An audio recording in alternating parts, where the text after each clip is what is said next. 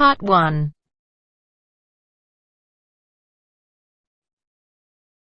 You will hear a woman calling an animal park to inquire about a job. First, you have some time to look at questions 1 to 5.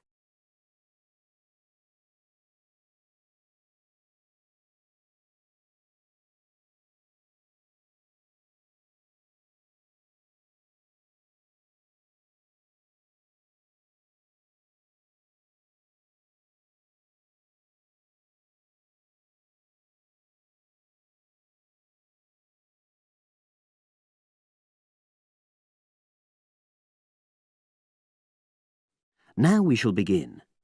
You should answer the questions as you listen, because you will not hear the recording a second time. Listen carefully and answer questions 1 to 5.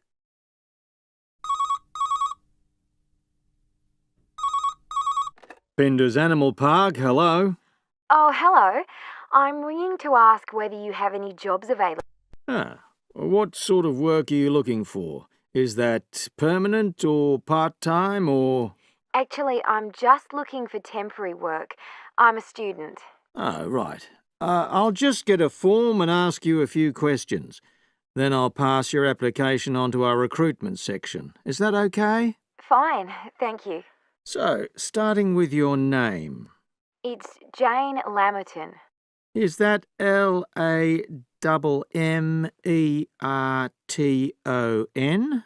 There's only one M in it. Oh, right. And your address? It's 42 West Lane. Right. And is that in Exeter? Yes.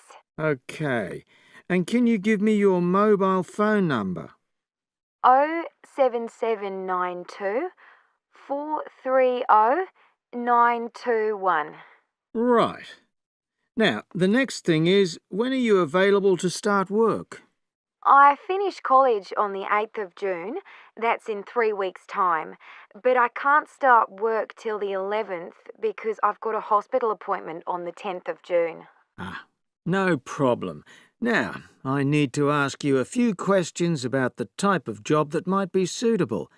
Do you have any particular kind of work in mind? It doesn't necessarily mean that you will get work in the field that you want, but I can record your preferences. Well, I'd do anything. And I have worked as an assistant animal keeper before, when I was still at school. But I'm studying at a catering college now, and I'd really like to get some experience as an assistant cook if possible. Right. So that's your first choice. Have you done that kind of job before? No, but I've helped my aunt sometimes. She runs a cafe in Exeter. Would you say you've got any relevant skills then? Well, I'm used to using the kind of equipment you usually find in a kitchen. Before you hear the rest of the conversation, you have some time to look at questions 6 to 10.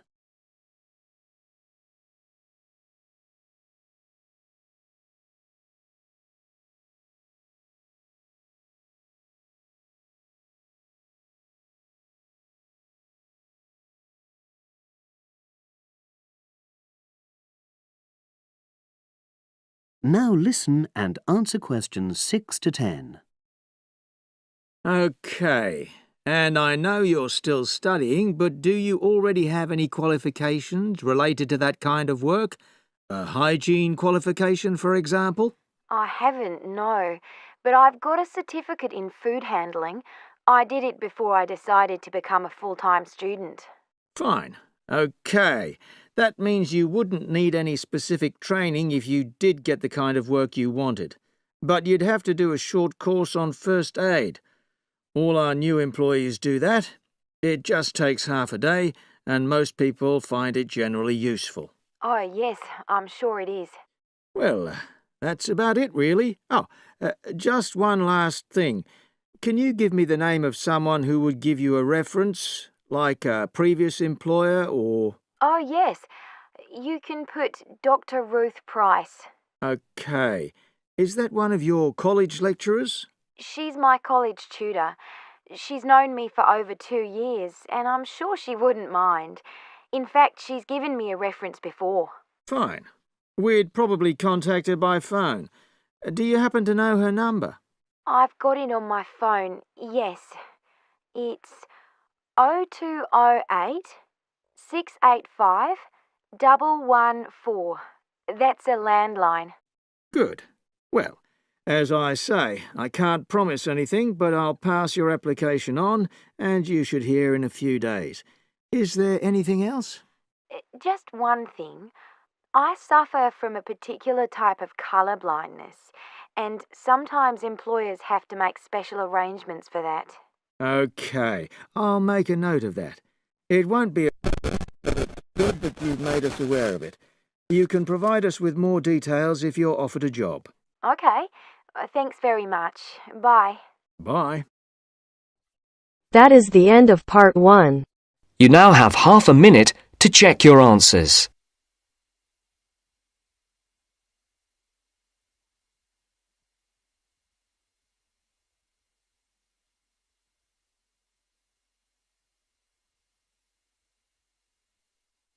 Now turns to part 2. Part 2.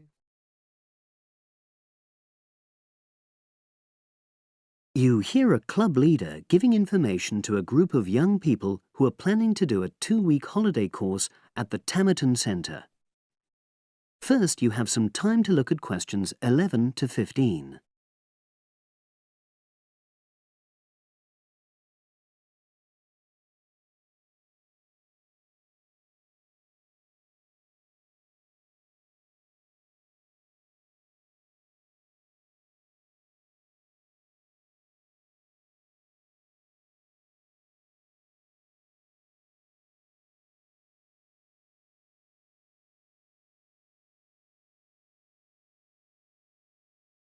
Now listen and answer questions 11 to 15.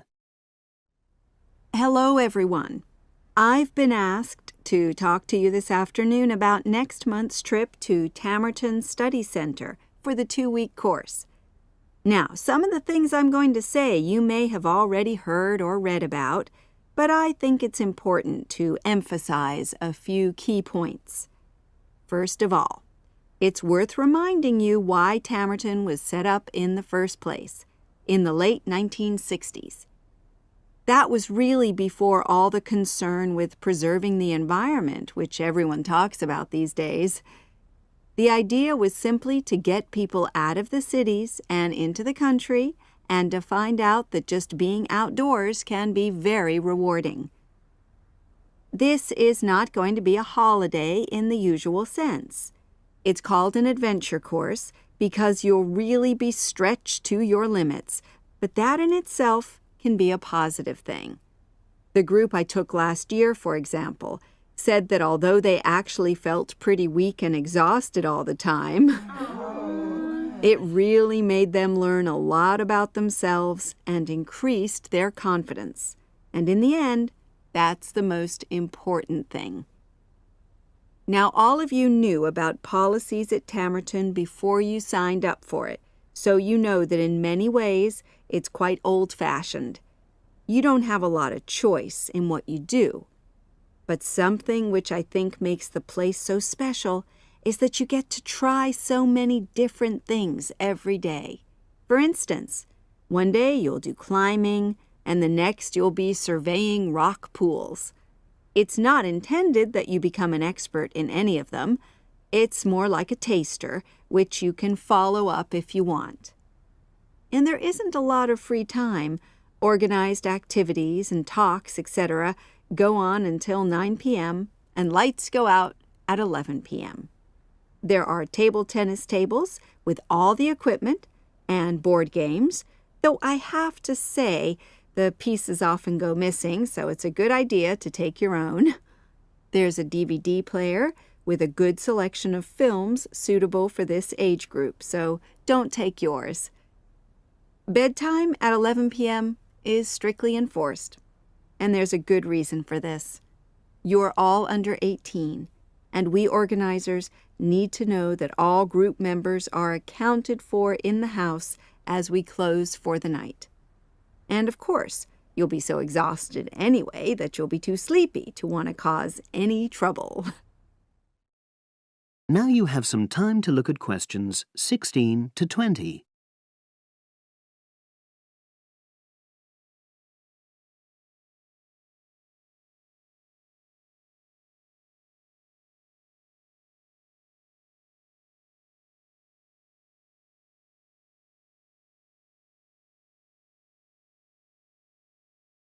Now listen and answer questions 16 to 20. Now, what should you pack? The information sheet tells you a lot about what clothing to bring. But what about other things? Well, Tamerton House has its own small shop, but anything there is several miles away, so you won't have many opportunities for buying supplies. So in this last part of my talk, I'm going to explain what objects you should take with you to the center, what you can take if you want, and also, very importantly, what you cannot take. Several of you came up to me before this talk and asked whether you can take things like kettles or hair dryers. The answer is there are plenty of these electrical appliances available in the center, and they are of the proper voltage and are checked regularly. Yours may not be, so the rules at Tamerton say you can't bring them into the center because it's considered a fire risk. Remember, it's a very old house. Now another question was about cell phones. Although you definitely can't have them on during inside talks, you equally definitely need them when you're out on exercises. So they're a must, I'm afraid. Anybody who wishes to talk to me about borrowing a phone for the fortnight, please see me after this talk. Now, the weather's heating up at the moment, and you'll be outdoors a great deal. If you wear proper clothing, especially a hat, sun cream is optional. Also, they sell high-factor cream in the shop, so you don't have to take any of your own unless there's a special kind you use. Now, there's a special note about things like deodorants, which come in aerosol cans. I need to tell you that these are banned in the center because apparently they have the habit of setting off the fire alarms. If you want to take an aerosol can, you'll actually be at risk of being told to leave. And finally, people have been asking about whether they need to take towels. Well, the center does provide 1 towel per guest, which you're required to wash yourself. If you're happy with that, then don't bring another. If not, take one of your own. Just remember how much outdoor exercise you'll be doing and how dirty and wet you'll be getting. That is the end of part 2. You now have half a minute to check your answers.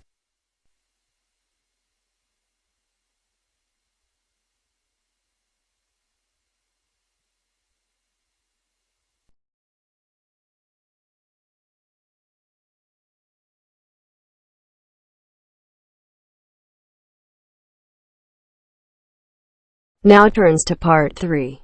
Part 3. You will hear a trainee teacher called Eve talking to her university tutor about her preparations for teaching practice. Before you listen, you have some time to look at questions 21 to 25.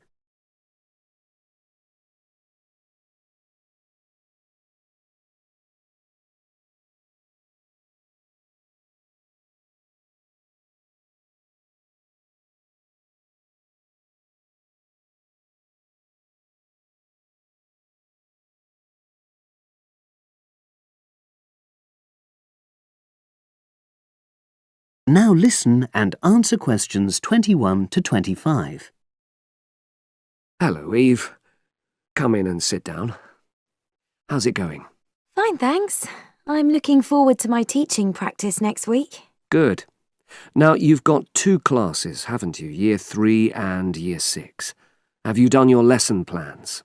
Well, I've decided to take the topic of renewable energy. I haven't done a lesson plan for Year 6 yet, but I thought I'd base their lesson on an example of very simple technology. So I've brought this diagram to show you. I got it from the internet. Let's see. A biogas plant. So this is equipment for producing fuel from organic waste. Yes. The smaller container on the left is where you put the waste you've collected. Right, and from there it's piped into the larger tank. That's right. And that's slurry on the base of the larger tank. Right. And what exactly is slurry? It's a mixture of organic waste and water. So is that pipe at the bottom where the water comes in?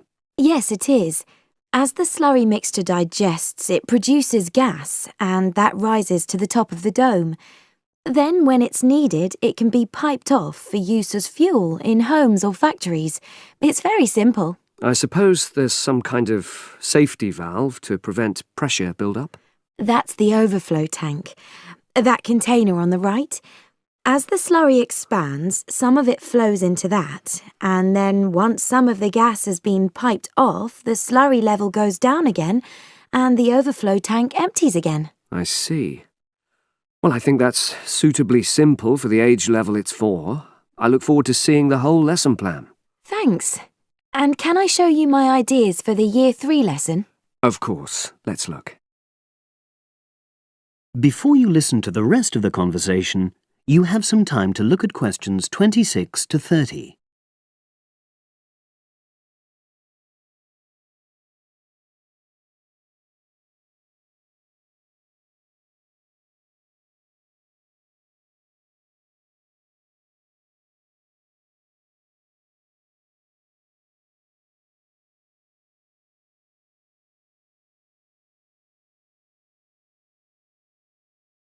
Now listen and answer questions 26 to 30. I thought I'd introduce the topic by writing the word energy on the board and reinforcing the spelling and the pronunciation. Then I'll do a little mime, run on the spot or something, to convey the sense. I'd keep it brief at this stage. Yes, I will. Then I'll wipe the word off and write the question, where does energy come from? And see what the pupils come up with. Fine. I'd suggest that you just brainstorm at this stage and don't reject any of their suggestions. Yes, that's what I was going to do. Then I've produced a set of simple statements like energy makes cars move along the road and energy makes our bodies grow. There are 8 altogether. Are you going to give them out as a handout or write them up on the board? First, them up on the board, and then I'll read them out loud. And I'll get the pupils to copy them out in their notebooks. I'll also ask them to think up one more similar statement by themselves and add it to the list. Good idea.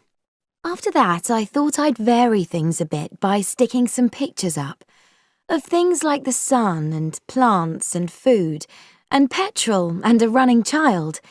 And I'll get the pupils to work out what order the pictures should come in terms of the energy chain. I think that's a very good idea. You could move the pictures around as the pupils give you directions. Yes, I think they'd enjoy that. And to finish off, I've made a gap fill exercise to give out. They'll be doing that individually, and while they're writing, I'll walk round and check their work. Good. And have you worked out the timing of all that? It'll probably take you right through to the end of the lesson.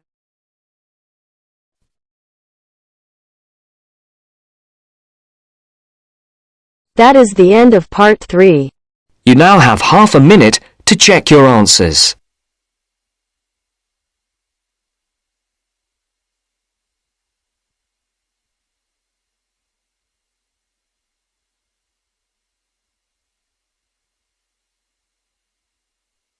Now turns to part 4.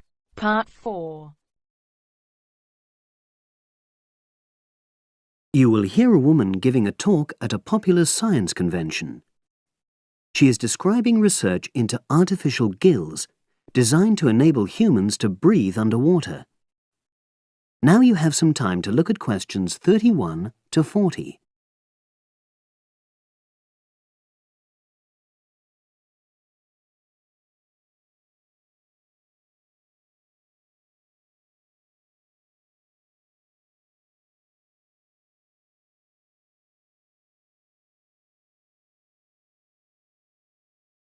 Now listen and answer questions 31 to 40.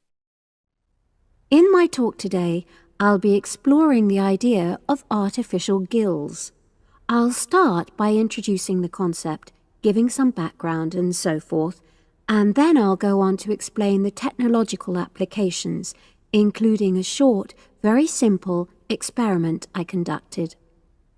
Starting with the background. As everyone knows, all living creatures need oxygen to live.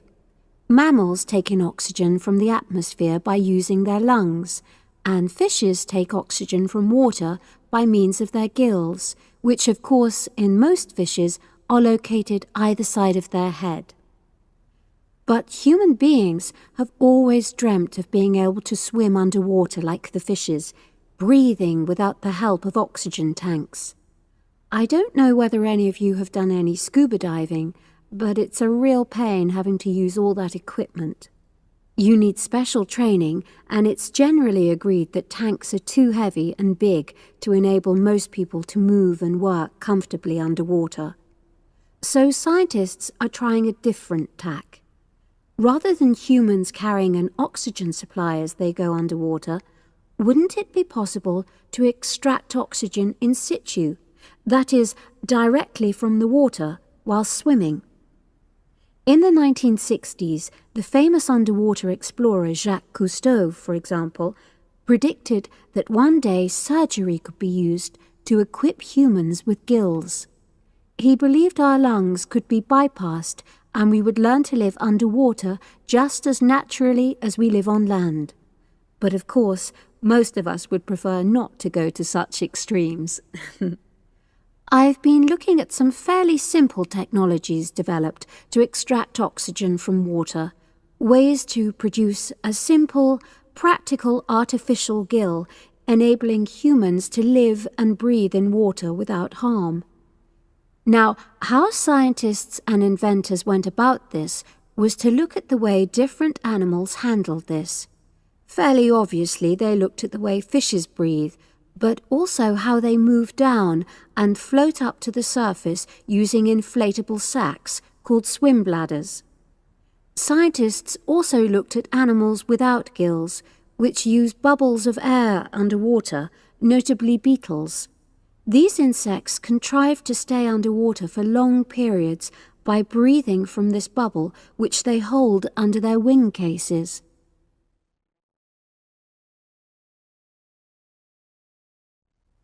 By looking at these animal adaptations, inventors began to come up with their own artificial gills. Now, making a crude gill is actually rather easy, more straightforward. You take a watertight box, which is made of a material which is permeable to gas, that is, it allows it to pass through inwards and outwards. You then fill this with air, fix it to the diver's face, and go down underwater. But a crucial factor is that the diver has to keep the water moving so that water high in oxygen is always in contact with the gill, so he can't really stay still. And to maximize this contact, it's necessary for your gill to have a big surface area. Different gill designers have addressed this problem in different ways, but many choose to use a network or lattice arrangement of tiny tubes as part of their artificial gills. Then the diver is able to breathe in and out. Oxygen from the water passes through the outer walls of the gill, and carbon dioxide is expelled. In a nutshell, that's how the artificial gill works. So, having read about these simple gill mechanisms, I decided to create my own. I followed the procedure I've just described, and it worked pretty well when I tried it out in the swimming pool.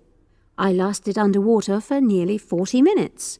However, I've read about other people breathing through their gill for several hours. So the basic idea works well, but the real limitation is that these simple gills don't work as the diver descends to any great depth, because the pressure builds and a whole different set of problems are caused by that. Research is being done into how these problems might be overcome, but that's another story, which has to be a subject of another talk. Despite this serious limitation, many people have high hopes for the artificial gill, and they think it might have applications beyond simply enabling an individual to stay underwater for a length of time.